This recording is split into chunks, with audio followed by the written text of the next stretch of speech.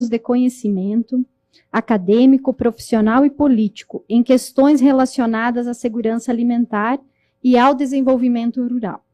Em particular, como diretor-geral da Organização das Nações Unidas para a Agricultura e Alimentação, FAO, de 2012 a 2019, quando implementou a experiência acumulada com o programa Fome Zero no Brasil. Atualmente, atua no Instituto Fome Zero como diretor. Então, passo a palavra para ti, José Graziano, e vamos conduzir aqui, tem apresentação, ok? Tu prefere que eu conduza por aqui ou...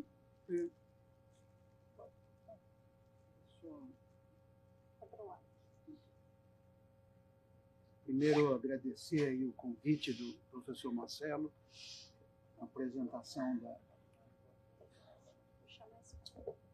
Agradecer aí o convite do Marcelo e essa apresentação da Ana Elisa. Agradecer aí a oportunidade de ter ouvido a Gilvânia antes. Vocês vão ver que, desde a minha forma de apresentar, eu vou apresentar 25 gráficos e tabelas para vocês. Mas a diferença não está só aí, infelizmente. Acho que a diferença está no conteúdo, né? Eu, ao contrário da Gilvânia, deu a entender, não acho que nós comemos as coisas que são produzidas pelos agricultores familiares. Acho que isso é um erro, nós continuarmos pensando assim. Faz parte do que eu chamo da herança agrária e agronômica que nos atrapalha tanto. E falo isso como agrônomo, né? Filho de agrônomo. Meu pai, José Gomes da Silva, era agrônomo, e pai de agrônomo. Tem um filho só e é agrônomo, né? Então, não é nenhum preconceito. Mas hoje não são mais os agricultores familiares que alimentam as cidades. Já foi a época disso. Mas tem uma diferença que eu senti maior. Ela deu muita ênfase nos elementos de diferenciação, né, que eu concordo. As mulheres, os negros, os quilombolas, os habitantes do mundo rural têm uma tremenda desvantagem na nossa organização social. Mas eu sou daqueles que acham que há alguns valores universais, né? E há algumas coisas que ferem os valores universais. Um deles é a miséria. A miséria é a negação dos valores universais. Acho que muitos aqui já leram, ou muitos já assistiram, os Les Misérables, do Victor Hugo, né? Então, como é que ele descreve o miserável? É aquele que não existe, né?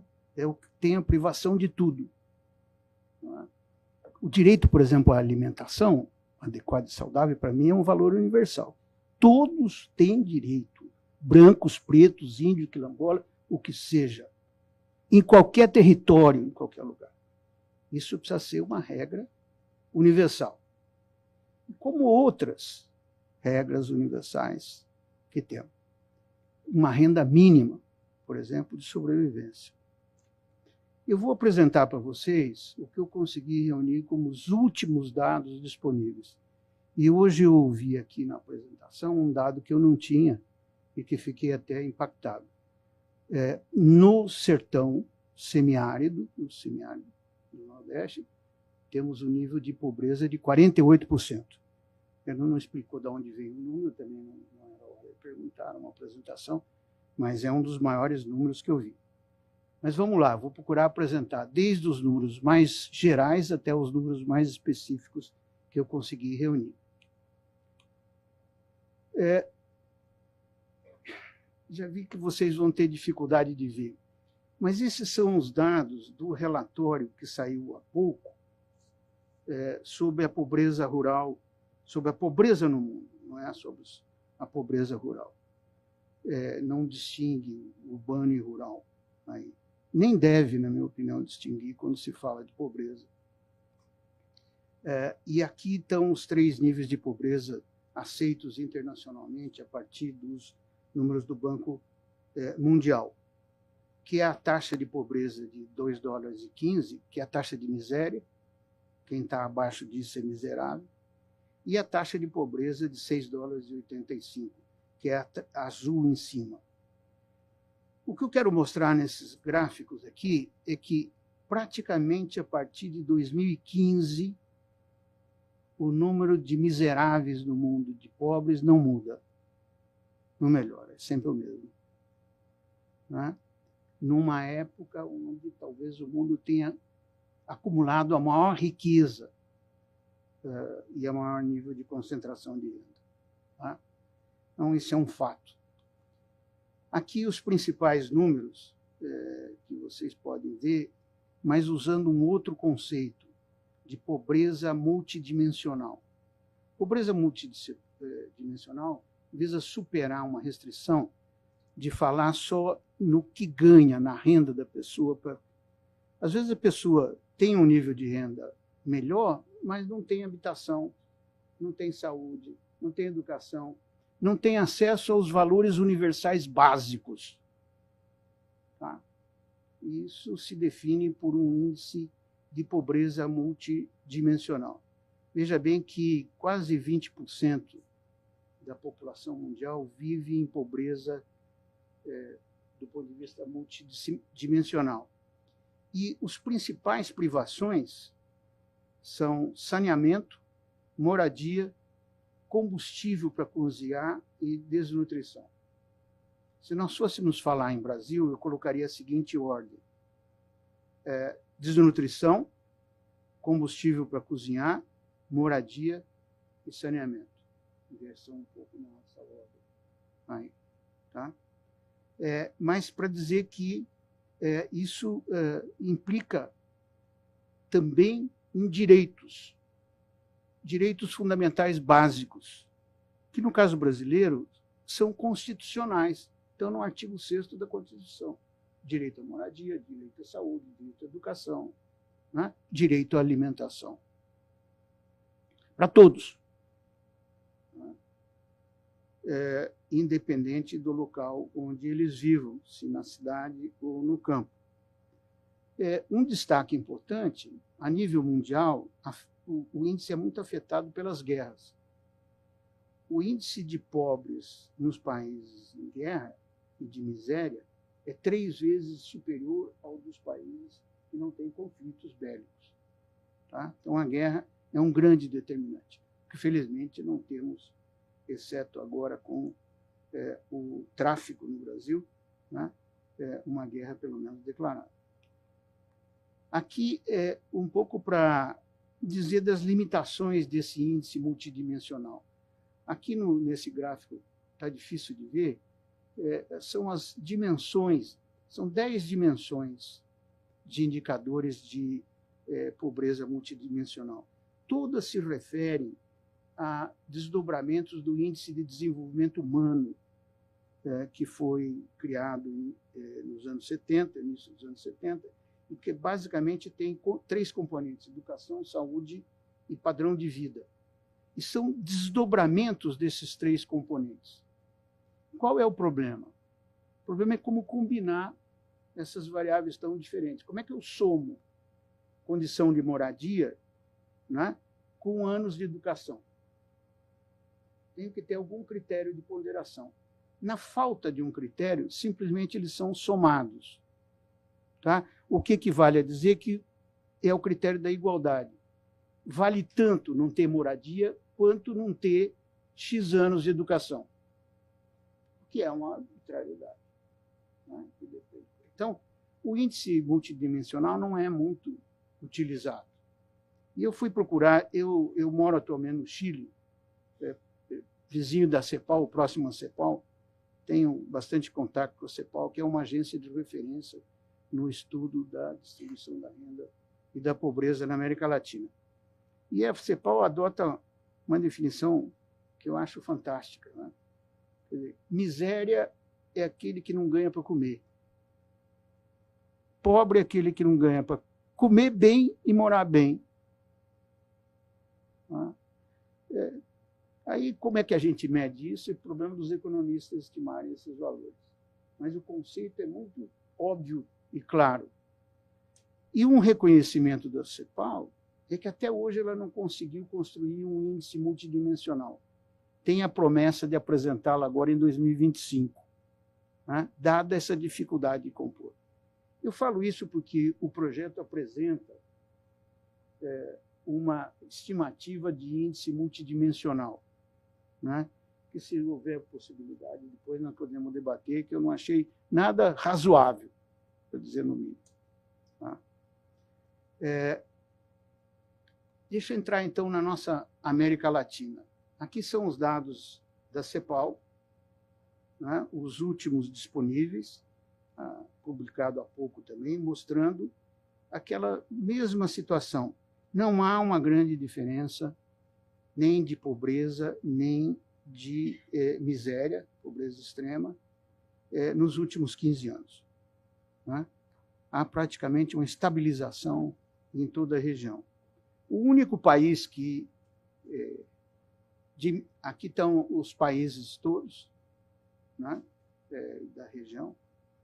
Vocês vão ver que nós temos índices maiores na região centro-americana, na Colômbia, né, e índices menores aqui no Cone Sul, né, Brasil, Argentina, Uruguai, Chile, né, tanto de pobreza quanto da pobreza extrema. O progresso, aqui estão as diferenças. Né, lamento pelos gráficos, tão difícil de ver. Eu não me dei conta, estava na frente do computador, aqui não se vê bem. Desculpem. Mas dá para ver, quer dizer, ali à esquerda são os países que realmente reduzem a pobreza no último ano: Brasil, Paraguai, Colômbia, né? E República Dominicana praticamente 0,2. Os outros países só aumentaram a pobreza. Não há redução da pobreza, em termos de América Latina, né? Nem da pobreza extrema, nem da pobreza absoluta. Esse é um outro elemento interessante. A miséria acompanha a pobreza na América Latina, o que não é verdade em outras partes do mundo. Não é? O pobre não necessariamente é miserável, porque ele tem um nível de proteção social e políticas sociais muito melhor.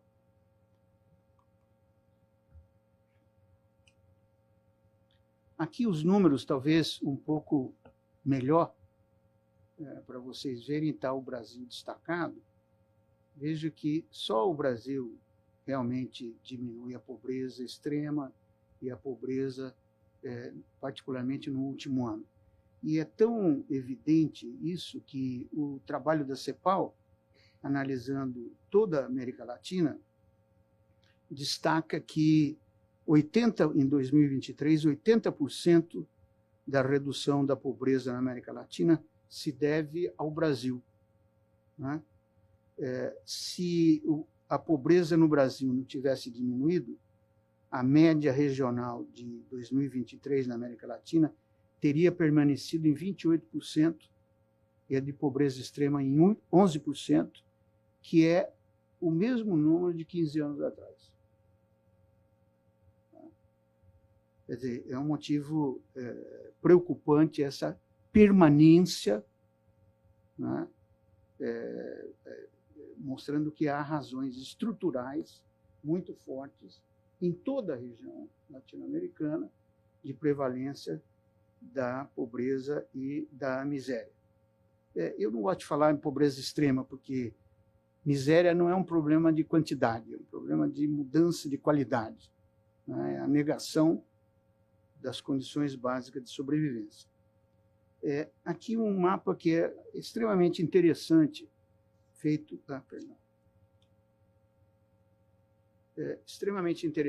pela CEPAL, que abre sub-regiões dentro dos países. Então, veja que, olhando aqui, vamos olhar da pobreza extrema, o primeiro mapa à esquerda, né? As regiões com pobreza extrema maior estão ali na América Central, na Colômbia e uma parte. Tá? Veja que há uma diferença grande dentro do Brasil, entre as regiões, né? Agora aqui aparece, sim, o Nordeste semiárido em destaque, com níveis de pobreza entre 40% e 50%, né? Comparado com outras regiões da América Latina. Vale destacar um elemento. A Amazônia salta à frente do Nordeste em 23, em termos de pobreza e de miséria. E isso se deve muito à destruição da floresta amazônica e das fontes de sobrevivência da sua população rural e indígena. Tá? Hoje, a região mais miserável do Brasil é a Amazônia. Tá? Podemos voltar a esses números em mais detalhes se houver interesse. Trago aqui um número que, pelo menos para nós que trabalhamos com economia e com a erradicação da fome e da miséria, isso é interessante. Quanto custa isso? Quanto custa para acabar com a fome e com a miséria, com a pobreza? Vejo que os números não são pequenos. O Brasil está ali no primeiro quadrante da direita, né, com 1,8% do PIB, quase 2% do PIB. É um valor alto, significativo. Né? Também, para acabar com a pobreza, quase 2,7%. São valores elevados. Né? Mas o que esses gráficos, esses números são interessantes de mostrar, é que são números factíveis. Tá? Nós temos, por exemplo, em perdões de dívidas, um valor superior a 2,5% do PIB, anualmente. Então, daria para fazer se houvesse condições políticas para tanto. Vou apresentar mais rapidamente, que eu quero chegar. Esses são os dados do Brasil publicados pelo jornal Valor Econômico, mostrando que a redução desses últimos anos da pobreza e da pobreza extrema tem se concentrado na região Nordeste, nos estados da região Nordeste. Né? É o grande redutor da pobreza nos últimos anos. E aqui começa a explicação das razões. Por que a pobreza cai à metade no Brasil? Poxa, eu estou descuidando, estou passando aqui. Desculpa, esse é o que eu falei dos dados publicados pelo Valor, mostrando a redução concentrada nos estados do Nordeste. Tá? Esse aqui é a redução da pobreza caindo quase a metade desde 2021. Tá? Uma redução fortíssima, que se reflete na queda da própria dados da América Latina, como eu mostrei antes nos dados da CEPAL. E aqui vêm os elementos explicativos. Quer dizer, o que explica a queda da pobreza no Brasil é o aumento do que essa publicação aqui, o Poder 360, chamou de welfare state, que está longe de ser welfare state. São os programas de transferência de renda, o Bolsa Família, os benefícios de BPC, prestação continuada, seguro-desemprego e o gás para todos. São os elencados que têm crescido e que já entraram na mira de corte, né? Para revisar esses beneficiados, etc. Ninguém defende que se beneficie indevidamente as pessoas. Né? Ninguém vai defender isso. Mas não precisa também ficar, né, botando a lupa nesse conjunto. Por que não põe a lupa nos que não pagam imposto de renda? Né? Tem outros lugares para procurar. Tá certo? É uma opção política, né, que me estranha muito que esse governo esteja fazendo. E veja que o crescimento não é tanto assim. Né? A maior distribuição de renda que o Brasil teve foi durante a pandemia, em 2020, com o auxílio emergencial. Foi a maior distribuição de renda feita já nesse país. Né? Sem nenhum critério, sem nenhuma coisa, mas foi o maior em termos de impacto. E que afeta os índices. É interessante que você... Vou mostrar depois as curvas. Deixa eu acelerar, porque estou perdendo hora aqui. né?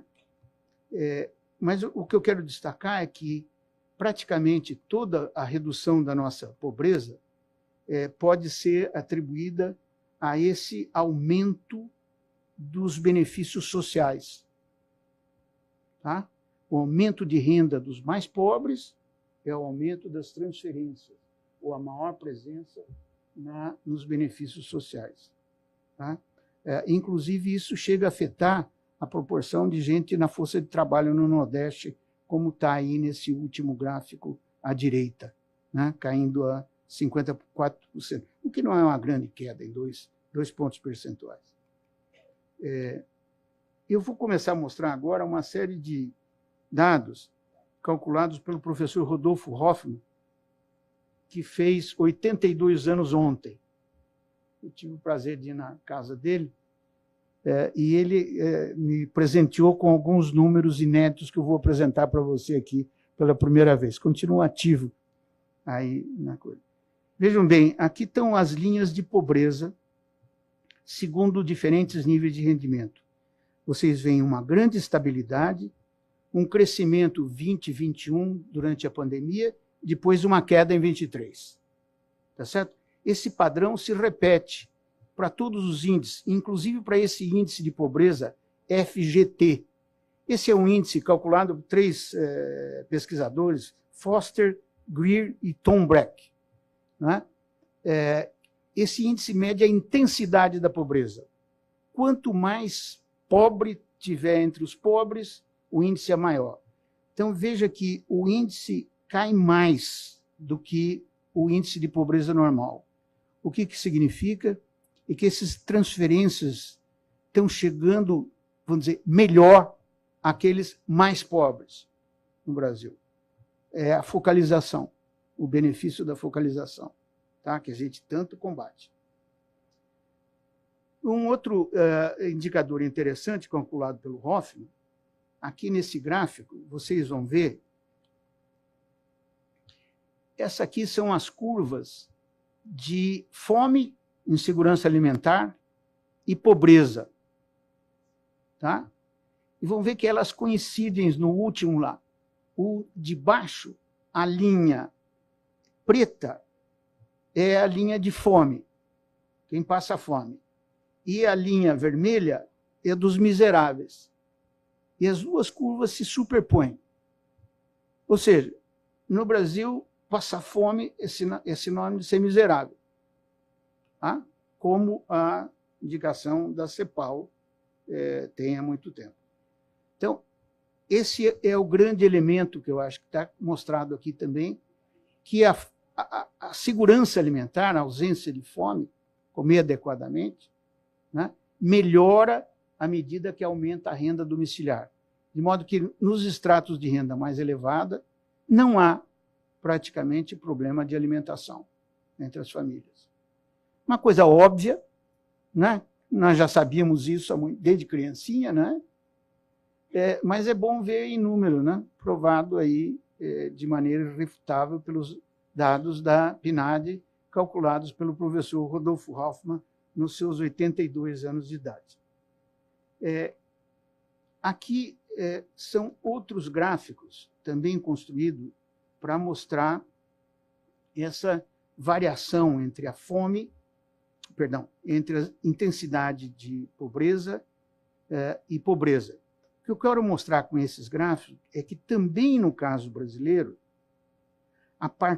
os números de 2023 são praticamente os mesmos números de 2012.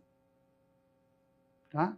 Então, nos últimos 10 anos, pelo menos, nós não tivemos mudanças significativas no índice de miséria e pobreza no Brasil. Eu tenho vários gráficos para mostrar isso, né? Os gráficos são tão parecidos que às vezes parece que eu não mudei de coisa. Mas esse eu queria destacar porque mostra o Nordeste, né? A diferença entre o rural e o urbano. O rural é mais pobre e mais miserável que o urbano, em todo o país, mas em particular no Nordeste, porque também tem uma renda muito mais,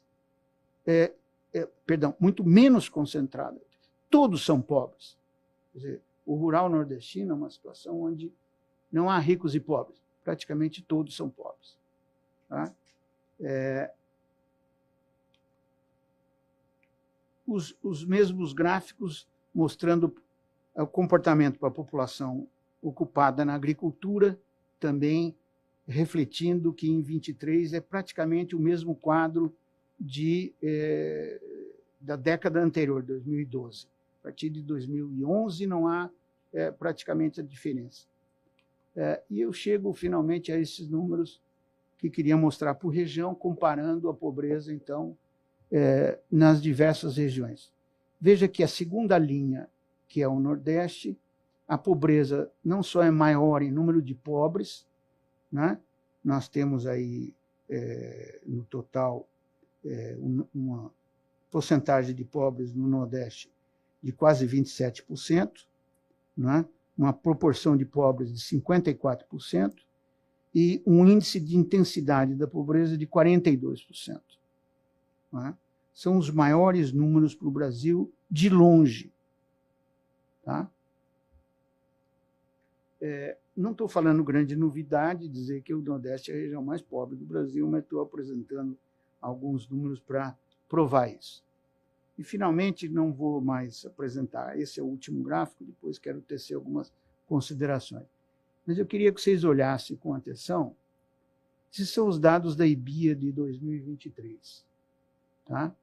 Eu tabulei aqui, nós estamos fazendo uma pesquisa no Instituto Fome Zero, por tipo de ocupação. Então, os primeiros gráficos, primeiro de barra à esquerda, Norte, Nordeste, Sudeste, Sul, Centro-Oeste Brasil, são para os agricultores familiares.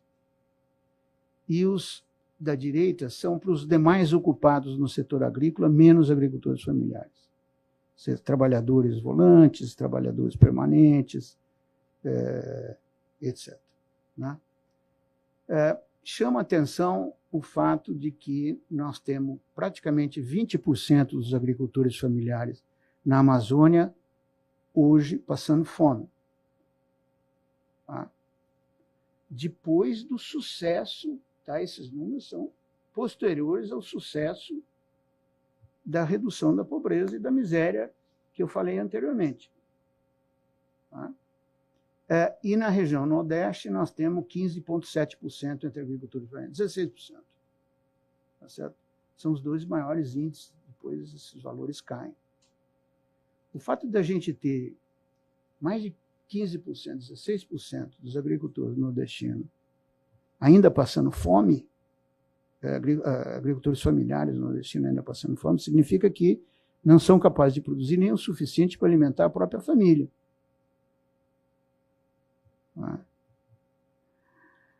Esse é um elemento importante a considerar. Veja que não é só entre os agricultores familiares. Quando a gente pega as outras ocupações, trabalhadores assalariados em geral, os índices são ainda maiores. 19% na região Nordeste dos trabalhadores assalariados passam fome. Desde, como dizia José de Castro, né? É na zona da cana do litoral que está o maior índice de fome.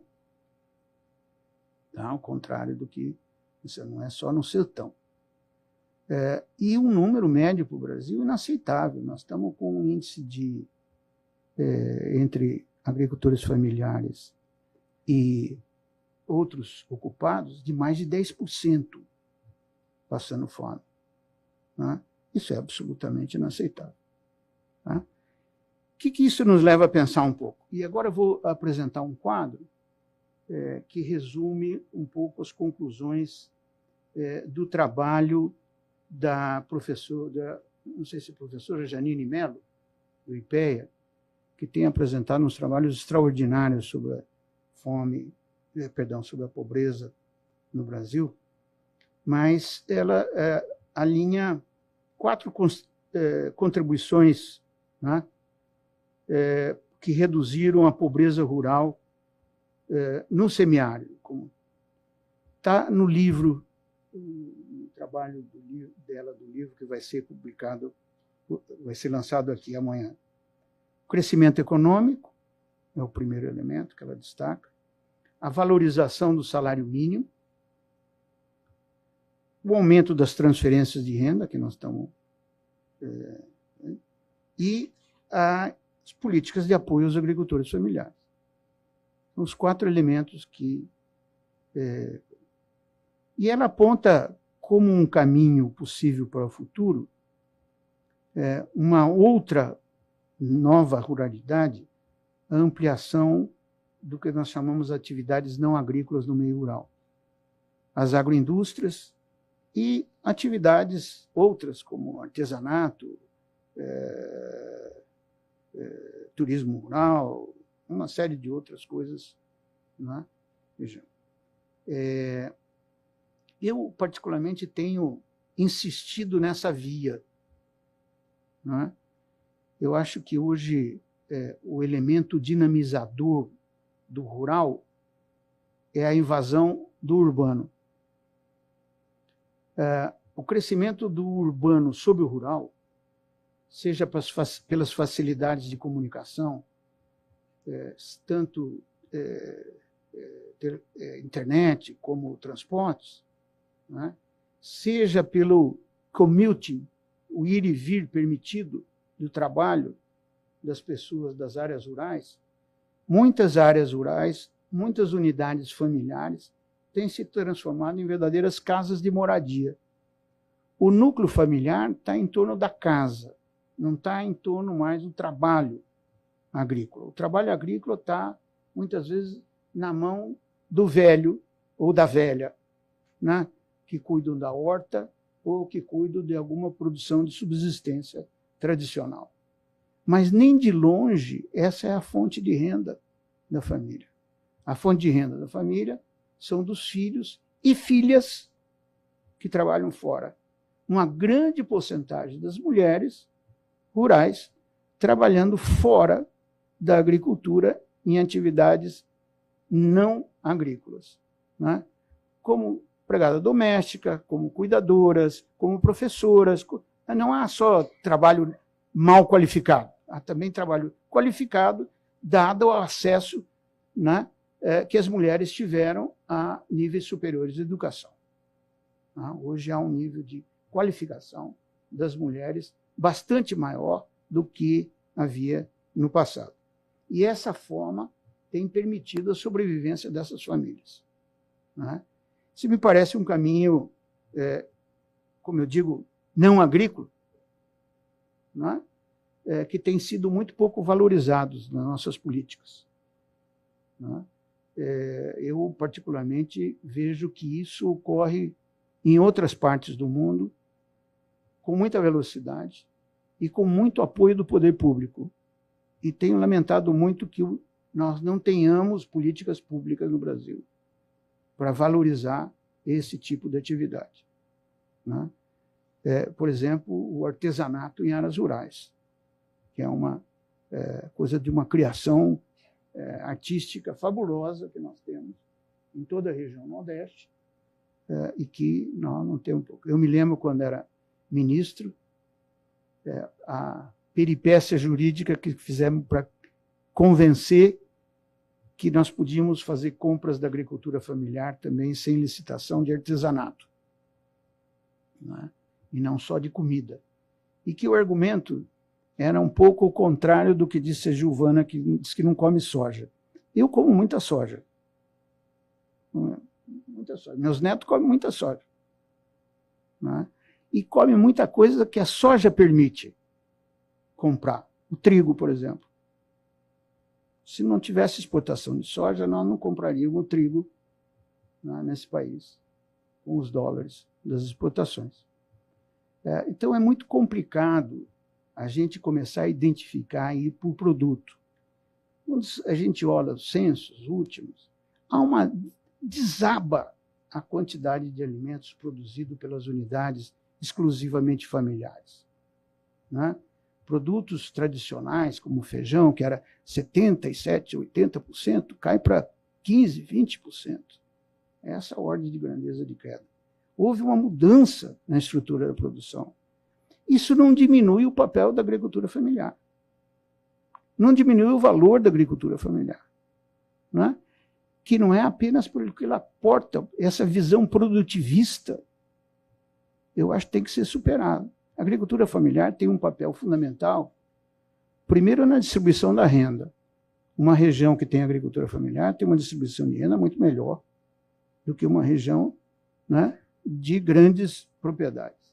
Segundo, tem uma preservação do meio ambiente, né, por não ter monoculturas de grandes extensões, completamente diferente de preservação do bioma, da diversidade, etc. Ou seja, há outros valores da agricultura familiar do que ficar pegando apenas a contribuição da produção alimentícia. Acho um erro fazer isso.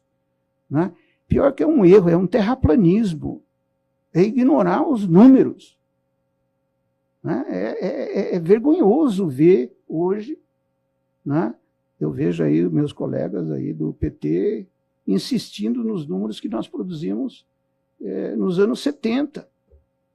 Tá certo? Eu ajudei a calcular esses números. E eu fui um dos que, no começo dos anos 2000, era difícil dar uma entrevista e fazer, não, produzi 70% do feijão, 80% da mandioca.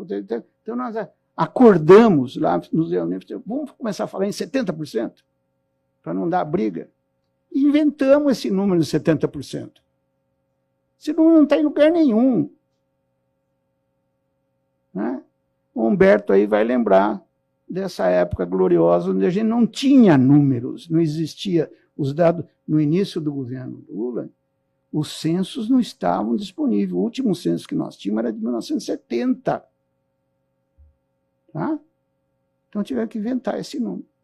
Então, por favor, vamos virar o disco, né? Atualizar um pouco as informações, quer dizer, há valores da agricultura. Eu acabei de fazer um artigo, está à disposição no site do IFZ, vou terminar, né? Dizendo, não é 70%, é 100%. A agricultura familiar é 100%. Vamos defender a agricultura familiar por outras razões. E termino dizendo que em fevereiro de 2026 vai ter a segunda Conferência Mundial de Reforma Agrária na Colômbia. Né? Acaba de ser aprovada, e nós precisamos, entre outras coisas, começar a nos preparar. A grande oportunidade de recolocar a questão da reforma agrária sobre outros parâmetros na ordem do dia. Obrigado.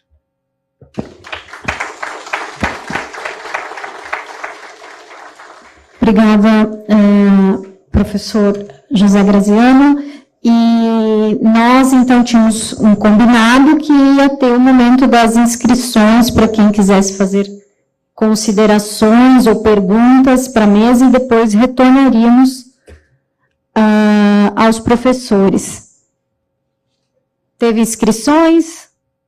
Então, quem quiser, levanta o crachá que a equipe de apoio vai recolher.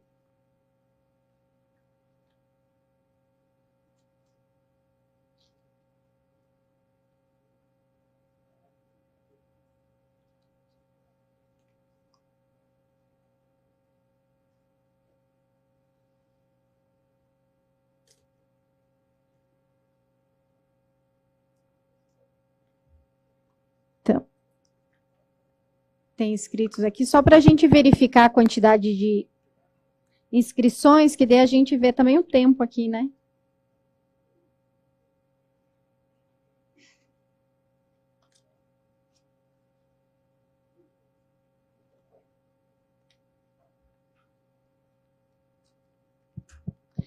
Então, a gente vai conseguir manter as 5 inscrições, as 5 falas, tá? Só que a gente pede o compromisso de 2 minutos cada intervenção, pode ser? Para depois a gente retornar para a mesa e não comprometer o horário do próximo painel. Certo? Eu vou conferir, vou controlar o tempo aqui e vou dar um toque no microfone, tá? Para a pessoa, para não ser deselegante, né? E cortar a palavra. Então, vamos lá. Vou pegar aqui. Então, como o seminário está sendo gravado, a equipe de apoio pediu para quem fazer uso da palavra virar o púlpito, então eu vou chamar aqui e já podem vir na sequência para a gente ganhar tempo. Então, vou chamar a Neila e já pode vir na sequência a Maria. Então, a Neila da Rede de Ater.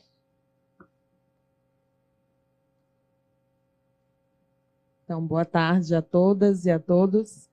Eu me chamo Neila, eu sou filha de agricultores assentados da Reforma Agrária, no assentamento Várzea do Mundaú, em Trairi, estado do Ceará.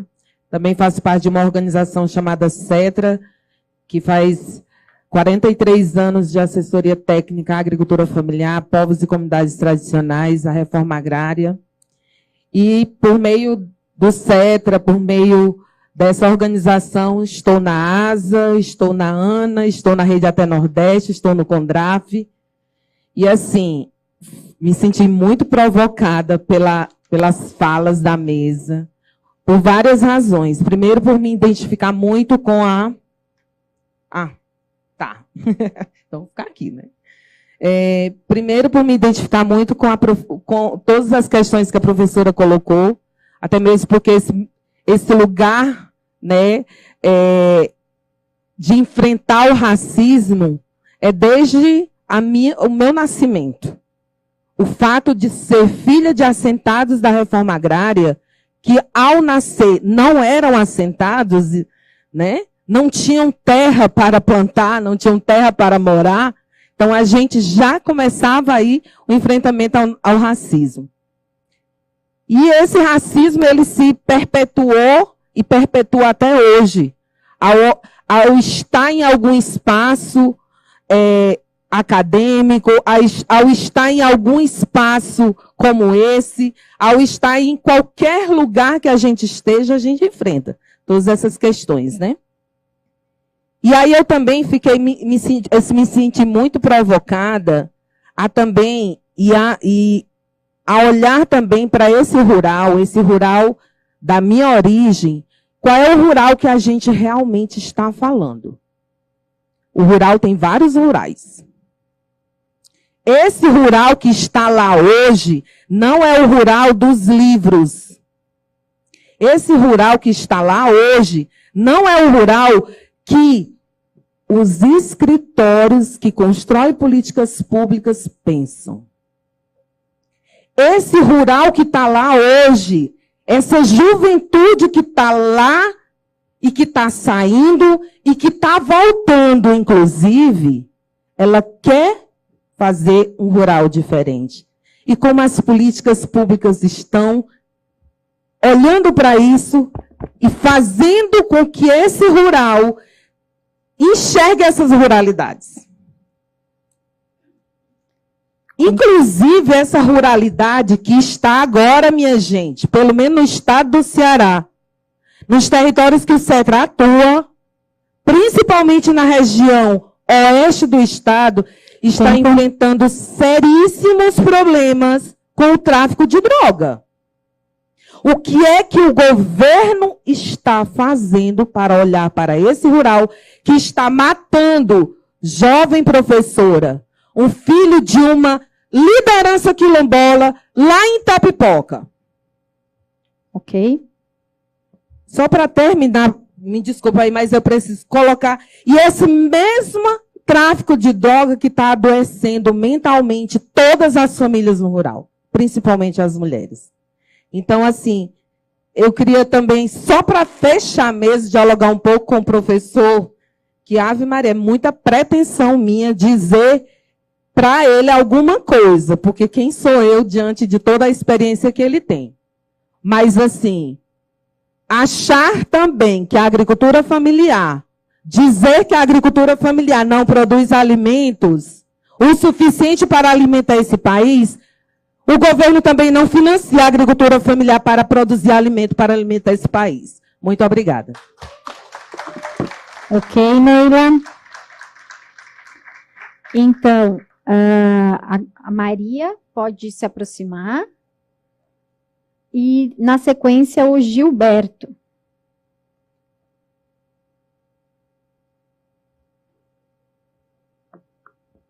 Boa tarde a todos. Eu sou Maria Alci, sou agricultora, sou do Ceará, precisamente da cidade de Quixadá. E eu aqui, como agricultora, eu também concordo que os governos não estão investindo o suficiente, nem o mínimo, na questão do pequeno agricultor, né? Nós agricultores, nós pequenos agricultores, nós somos engolidos por muitos grandes que aparecem. Nós sempre, quando nós estamos querendo produzir, mas para quem que a gente vai vender? Se o grande está lá na frente e fala que a gente não pode, porque a gente não tem um registro, porque a gente não tem outra, porque a gente não pode provar a qualidade daquele nosso produto. Então, eu acho que está na hora de acreditar mais no pequeno agricultor, que nós temos coragem de trabalhar.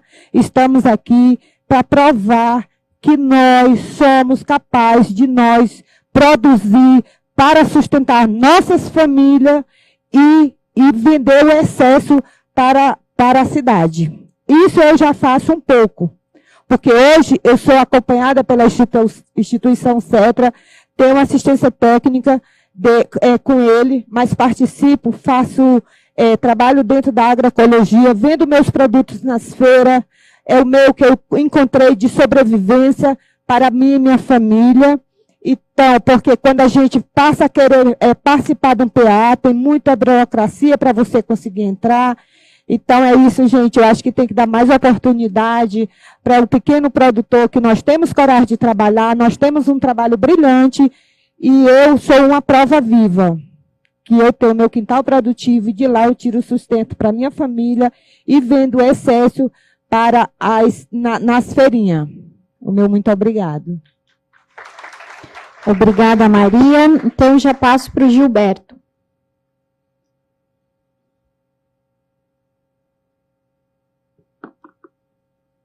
Bom, primeiro, eu dizer, um prazer ouvir o professor Graziano estar dizendo a ele. Eu tive um contato muito próximo quando eu fui assessor da Heloísa Helena, quando era do PT ainda, Heloísa, e ele esteve lá em Alagoas e estava gestando o programa Fome Zero, e eu tive a honra de divulgar em algumas entrevistas esse programa. Eu acho que ele foi fundamental. Eu queria citar, tem duas falas no século XIX, ficaram muito famosas. Uma era do Marx, que ele disse o seguinte, num texto dele, ele diz, de te fabula narratur, né? Essa história fala de você. A outra é do Máximo Gorki, que ele diz assim, você quer ser universal, fala da tua aldeia. Por que eu estou falando isso, pessoal? Como seria bom a minha infância se tivesse fome zero? Como seria melhor a minha infância? Eu comecei a trabalhar com 13 anos de idade, em cima de um caminhão, vendendo louça no interior de Alagoas. Eu comi merenda em casa que minha mãe conseguia com a diretora da escola. Eu só fiz o Jardim da Infância porque a dona do Jardim da Infância queria que a minha irmã mais nova fosse para lá. E minha mãe disse, só autoriza se levar o menino também. Eu não consegui fazer o 2º grau numa escola pela manhã, porque eu tive que trabalhar e ir para uma escola que não tinha aula. Eu passei 2 anos da minha vida indo para a escola para não assistir aula. Por isso que eu virei militante. Porque, por sorte, tinha militantes lá que me levaram para o Partido Comunista do Brasil, e aí eu passei a estudar, porque o pessoal do Partido Comunista do Brasil, de Arapiraca, gostava muito de ler. E aí eu lia muito por conta deles. Mas na escola eu não lia. Eu não tive aula de química, física, matemática, equação de 2º grau, não sei o que é isso, não faço ideia.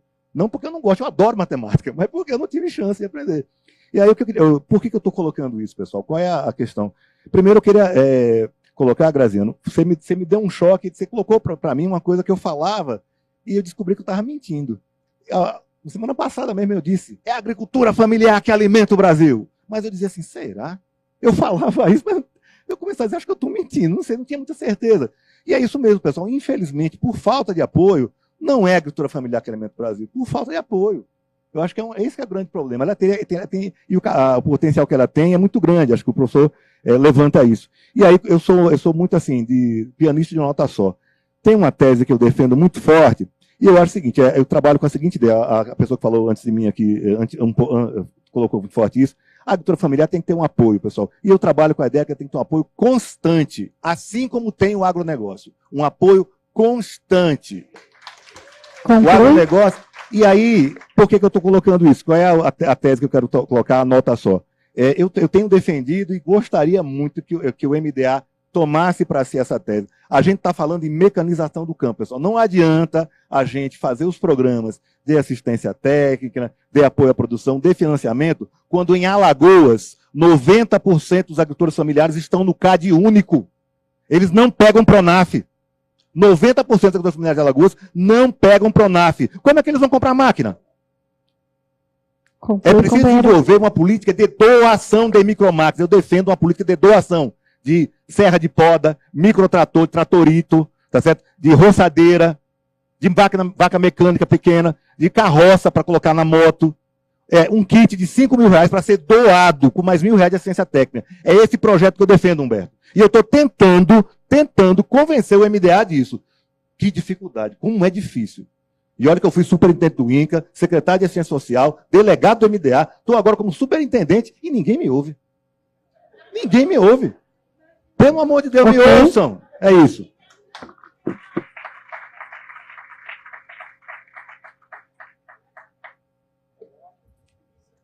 Então, obrigada, Gilberto. Daniela.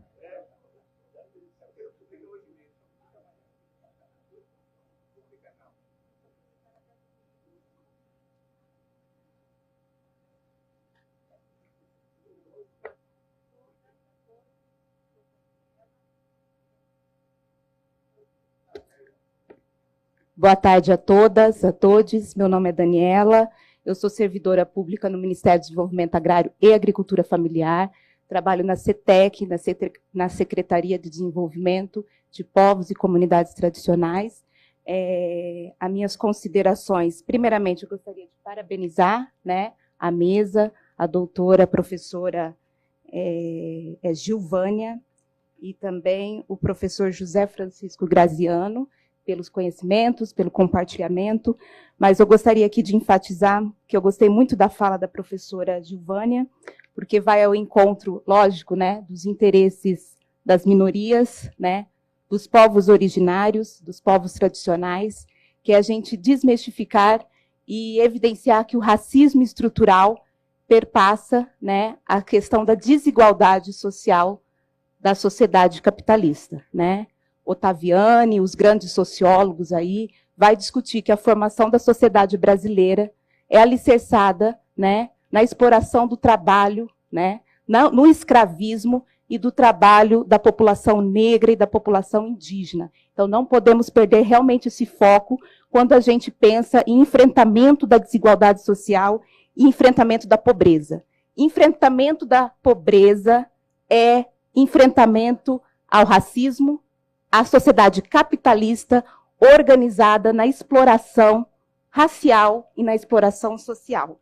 Mas eu gostaria de colocar aqui que, na perspectiva da resistência, na perspectiva daqueles que estão sobrevivendo e resistindo durante séculos nesses territórios de vida, territórios de resistência, de luta, porém, territórios de vida. Né? Esses dias a gente teve a apresentação de um projeto lá na CETEC, que é sobre recatingamento. E eu achei interessante porque os pesquisadores colocam assim, na Caatinga tem vida. Na Caatinga tem pessoas que estão ali vivendo, sobrevivendo e mostrando que é possível se organizar a partir de uma relação sustentável, uma relação respeitosa com a natureza.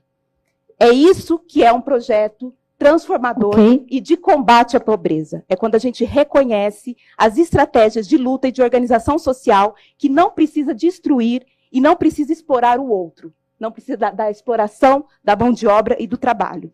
E aí, quando a professora Gilvânia fala da educação, é importante a gente olhar aqui uma educação também antirracista. Uma educação decolonial. Não na perspectiva eurocêntrica da pesquisa ou dos projetos que vão ser implantados nesses territórios. Esses territórios são territórios de saber, de conhecimento, de povos que estão ali construindo sabedoria e cultura de tradição. Então, olhar para esses projetos, para essas pesquisas, para esse etnodesenvolvimento, olhando esses sujeitos como sujeitos históricos e protagonistas dessa transformação social. Então, é pobreza, olhar para a resistência, também na sua perspectiva da riqueza cultural, tradicional e de luta. Então, muito obrigada, e esse é meu posicionamento. Ok, obrigada, Daniela. Então, nós tivemos mais pedidos de inscrição de fala, só que é o seguinte, nós já estamos com 4 horas, bem adiantado o nosso horário, e eu vou pedir desculpa aos companheiros que se inscreveram, mas eu preciso voltar para os nossos painelistas da mesa. Depois vai ter outra mesa, a gente continua dialogando, ok? Pode ser assim? Então, nós temos um acordo para fazer. Se vocês me garantir que vão fazer a fala em 2 minutinhos, eu posso até passar. São dois companheiros, pode ser? Então, a Sandra e o Oscar, ok? Daí a gente garante que todos falem, né? Ok. Então, eu sou Sandra, sou da Rede Cefas. E nós temos 2 instituições a nível nacional, a União das Casas e a União das Escolas Famílias Agrícolas, né, Casa Familiar Rural e Escolas Famílias Agrícolas, que compomos educação do campo neste país. E aí, professora Givânia falou muito bem da questão do racismo, mas nós temos 2 coisas nesse país com relação ao público rural: o racismo e a discriminação. Aí vocês imaginam hoje, nesse nosso estado, os nossos jovens rurais, que são estudantes da Rede Cefas. Então, para nós hoje, se fizermos um estudo sobre isso, o que acontece com esse país? O que acontece com esses apoios a essa Rede Cefas? São filhos de agricultores, são jovens agricultores. Então, não existe concretamente políticas públicas para esta população. 2020, com muita luta deste movimento, hoje o que sustenta maior este movimento é estarmos hoje inseridos na lei do Fundeb. Fora isso, não há mais nada, a não ser um prefeito em uma região que tenha um bom entendimento ou interesse, um governo que nem sempre também quer fazer.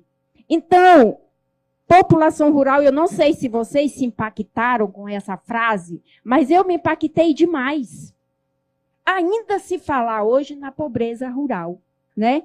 Mas só está se falando na pobreza rural porque o Lula voltou.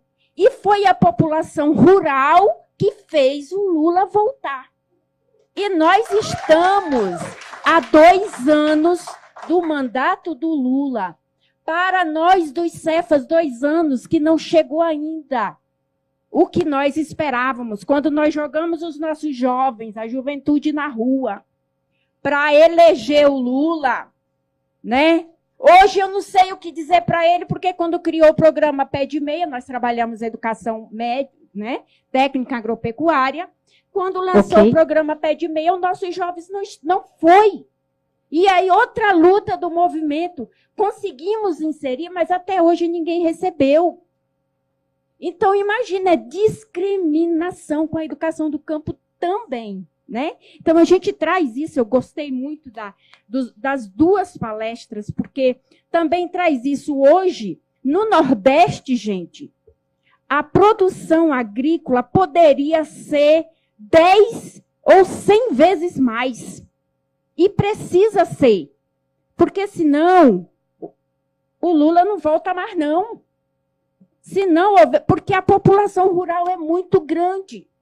E a gente está falando... Conclui, companheira. Né, a gente está falando do nosso jovem, que nós vamos lutar de novo, nós precisamos manter o Lula. Mas eu não sei mais o que dizer para o que eu disse há 2 anos atrás. Eu vou dizer o quê daqui a 2 anos? Né? Nós precisamos ter algo para dizer. Então, eu acho que aqui, nesse seminário, esses debates, eu entendo que eles são para isso. É porque nós precisamos dar uma resposta para a nossa população. Nós precisamos levar essas respostas para essa juventude que está lá, para esses agricultores que estão lá, para essas mulheres que estão lá. Né? Então, muito obrigado pela oportunidade. poder ir para a escola. Educação do campo é direito e não esmola. Não vou sair do campo para poder ir para a escola. Educação do campo é direito e não esmola. Ok. Obrigada, Sandra. Oscar.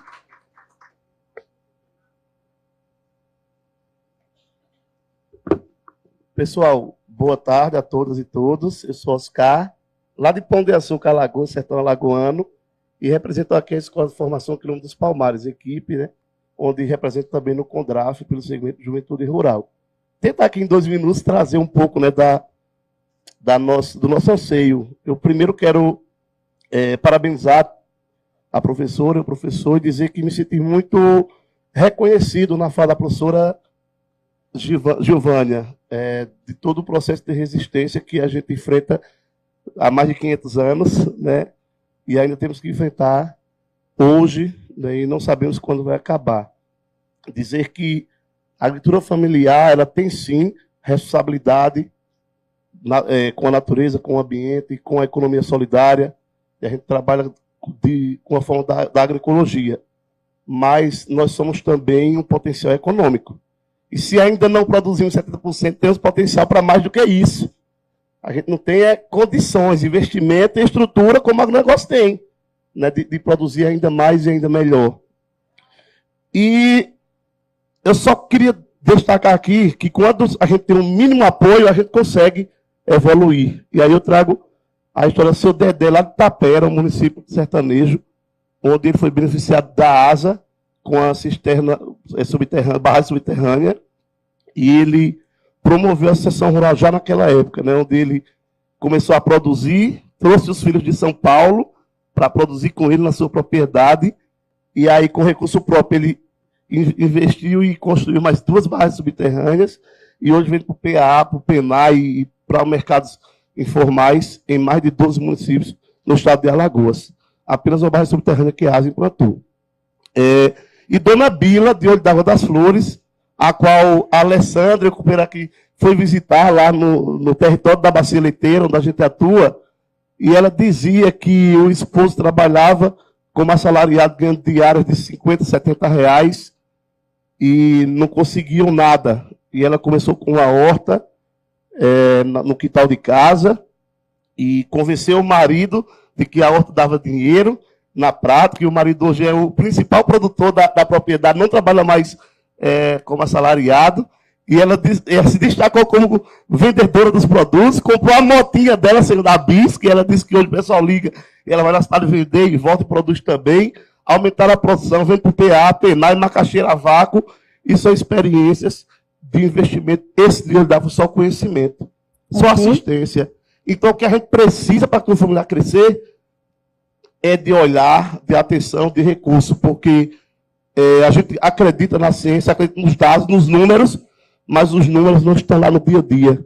As pessoas que escrevem vão lá uma vez pesquisar, e nós enfrentamos todo dia essas dificuldades. E sim, a agricultura familiar não deve ser compreendida apenas como um símbolo de proteção ao ambiente, que também somos, mas como potencial econômico para essa nação, com os princípios agroecológicos e da economia solidária. Ok. Obrigada, Oscar. Então, agora eu retorno aos nossos painelistas aqui da mesa para fazer uma abordagem e já as considerações finais, pode ser? Em torno de 5 minutos cada um. Sei que vai ficar reduzido o tempo, mas eu acho que... Bom, eu, na verdade, teria muitas coisas ainda para desenvolver a partir dessas falas que vieram, mas a gente não tem tempo, mas não encerra aqui. A gente quer continuar essa conversa, esse papo. Eu quero reafirmar algumas coisas aqui que disse, que é enquanto a gente não olhar aonde é que estão as desigualdades, a gente não vai combatê-las. A desigualdade tem lugar. Elas não são tão generalizadas ou tão agrupadas como os números nos mostram. Se nós fizermos um filtro de gênero e de raça no que o professor Graziano mostrou aqui, certamente a gente ia encontrar a cara desse pobre e o sexo desse pobre. É porque quem fez a CEPAL não fez assim, é óbvio que ele também não ia fazer aqui, não tinha esse mecanismo. Mas eu insisto, e insisto por quê? Porque não são dados apenas, não são constatação apenas de um ativista quilombola, nordestina, não. São dados também de ciência que tem mostrado. O ano passado eu fiz um curso na Universidade de Harvard e a gente não foi as ciências sociais, não eram as ciências sociais que estavam mostrando isso no Brasil e no mundo. Era a neurociência que estava mostrando como o combate ao racismo é uma necessidade, assim como a cultura patriarcal, se a gente quiser superar as desigualdades em nossas sociedades. Então, não dá mais para a gente ignorar isso. A segunda questão é em relação à agricultura familiar, e aí o professor tem toda a razão, ele é um especialista, um agrônomo, eu sou uma professora de educação básica. Mas do lugar que falo, o que eu quero concordar muito com a fala das minhas companheiras em relação ao que se produz, o que se come, o que não se produz e o que não se come, porque sequer tem qualquer tipo de assistência, porque a gente está sempre pensando que o agricultor familiar tem que produzir igualmente ao grande produtor, e não é para isso, a agricultura familiar não é isso. Né? Pelo menos nos lugares onde as pessoas têm privação não têm acesso à terra, a agricultura familiar se faz de outros modelos, de outro jeito, e certamente esses dados, foi bom que ele disse que ajudou a criar a mentira, então está ajudando a desmanchar a mentira, isso é ótimo, mas eu sei que ele está brincando com isso, mas eu acho que é importante a gente também olhar para esses lugares, também sem achar que o pequeno agricultor é também um coitadinho, ele não é um coitadinho. Eu não reconheço isso, não acho que é isso. Eu continuo acreditando na potencialidade, embora não seja uma pessoa, uma agricultora familiar. Eu sou uma professora, filha de um agricultor e de uma agricultora familiar e artesão. Concordo muito, Graziano, com você, o potencial do artesanato no Nordeste não explorado e não valorizado. Mas queria deixar aqui como palavras intermediárias, porque não são finais, porque nós vamos continuar conversando bastante, essa afirmação da gente descortinar nossos olhares sobre esses territórios. Enquanto a gente não fizer isso, a gente não vai encontrar. Esse pobre que a gente está anunciando, ele parece estar assim num bolo, como se fosse uma bola. Ele não é assim. Esse pobre, ele está numa região do Brasil, ele está num estado, e os dados mostraram, ele tem gênero e ele tem cor. Se a gente não acordar para isso, essa cultura de vamos todos fazer a revolução hoje, a gente não vai fazer essa revolução. A gente vai fazer pequenas revoluções até um dia chegar. Mas... Eu não sou a favor do racismo, eu não sou a favor da diferença de homem e mulher, eu sou a favor de dividir o trabalho, aliás, na minha casa a gente faz isso, eu e minha mulher, né? Mas eu sou contra aquele cartaz que foi posto aqui hoje, que enquanto não tiver igualdade no trabalho doméstico, nós não conseguiríamos preservar o semiárido. Como é que era? Eu não me lembro o final da coisa. Não haverá convivência com o semiárido. Passar à frente a identidade do direito universal, eu sou contra. Eu acho que o direito universal vem à frente. Então, dizer, olha, nós não vamos acabar com a fome enquanto não acabar com o racismo, está errado. Tá? Esse é o ponto da divergência. Os valores universais, para mim, são universais. Vão primeiro.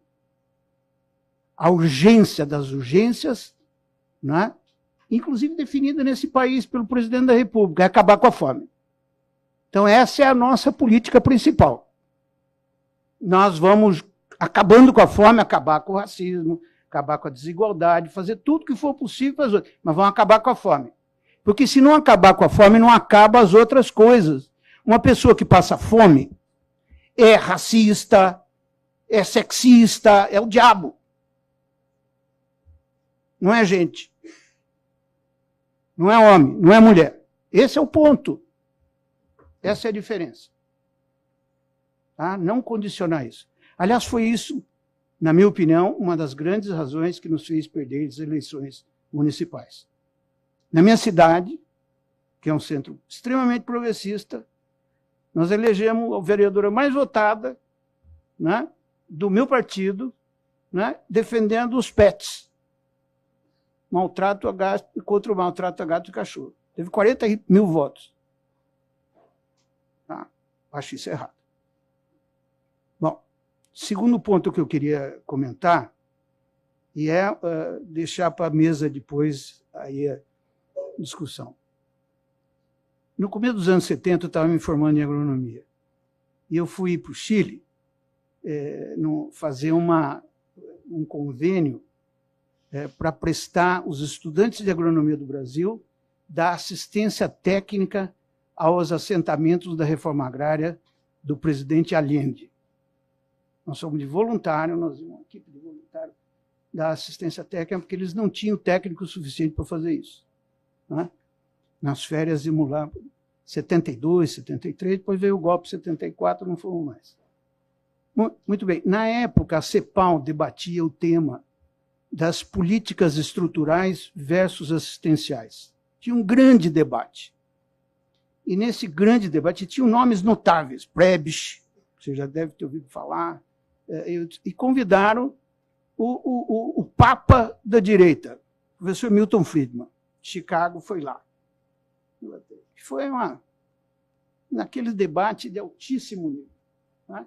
E, no final, o Friedman, acurralado pelos argumentos do Prebisch e outro da desigualdade estrutural, etc., ele diz assim, bom, você me deve uma prova. Junta todo esse dinheiro que vocês gastam para fazer políticas estruturais, desapropriar, manter esse pessoal do INCRA, manter os agrônomos que fazem assistência técnica, junta todo esse dinheiro que você paga para eles e dá para os pobres. Vamos ver quem tem melhor resultado. Isso ficou conhecido na CEPAL como o teste de Friedman das políticas sociais. Toda política social você tem que pensar quanto ela custa. Os dados que eu apresentei, gente, vocês olhem depois, fica aí à disposição, provam que, infelizmente, o Friedman estava certo. As políticas que estão dando certo para acabar com a miséria é a Bolsa Família, benefício de prestação continuada, aposentadoria rural. Os resultados alcançados pela assistência técnica à agricultura familiar, pelo incentivo à produção de alimentos, são pífios, não significativos, segundo as análises aqui da avaliação do projeto. Então, vamos ter cuidado aí. Alguma coisa nós estamos fazendo de errado. Eu acho que muita coisa mudou nesse mundo, nessa estrutura. Nós precisamos repensar algumas coisas importantes. A ideia de ter uma renda mínima universal, um direito a todos viver com o mínimo de dignidade, me parece cada vez mais uma política afirmativa fundamental. Isso eu acho que fica para outro dia, para outro debate. Obrigado. Obrigado, José Graziano da Silva, aqui conosco. E eu quero entregar para vocês